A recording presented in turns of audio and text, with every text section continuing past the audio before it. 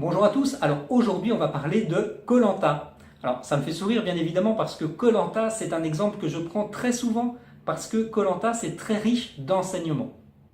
L'idée aujourd'hui dans cette vidéo ça va être de montrer quelque chose que koh Lanta démontre vraiment en une seconde. Vous n'avez même pas besoin de regarder l'émission, vous regardez une photo et ça va illustrer exactement ce que j'explique dans cette vidéo.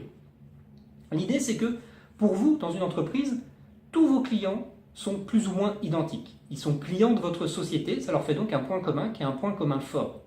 Je fais le parallèle avec koh Lanta, tous ceux qui vont à koh Lanta, ils ont un point commun qui est fort.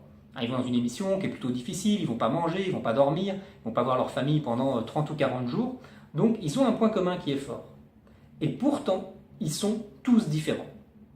Et pourquoi je dis que ça se voit en une seconde à koh Lanta, le fait qu'ils sont tous différents, c'est à cause de ceci. Dans koh Lanta, toutes les participants reçoivent un bandana. Et le bandana, il est aux couleurs de son équipe. Et qu'est-ce qui va se passer? On va donner le bandana à 10 personnes, les 10 personnes l'ont entre les mains, et tous vont le placer différemment. Regardez une photo d'une équipe de koh Lanta, vous allez voir, c'est flagrant.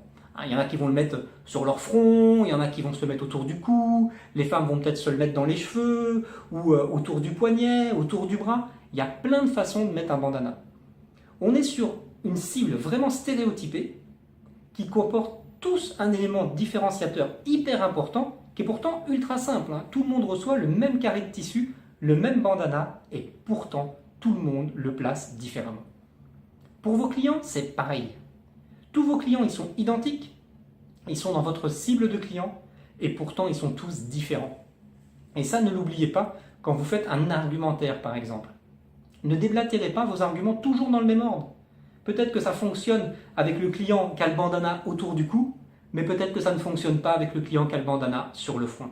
C'est aussi simple que ça. Il n'existe pas de formule type. Ne vous dites pas un jour « Ah ça va, j'ai trouvé la bonne façon d'expliquer, c'est toujours comme ça, comme ça, comme ça et comme ça ». Non, ça ne sera pas toujours de la même façon.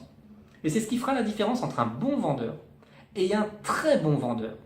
C'est celui qui aura compris que tous les clients sont identiques, le bon vendeur, et donc il y a une façon de parler avec eux, mais qu'ils sont quand même tous différents, et ça, c'est le très bon vendeur. Je vous laisse réfléchir dessus, et comme toujours, je vous remercie bien sûr d'avoir regardé cette vidéo jusqu'au bout, et je vous dis à bientôt!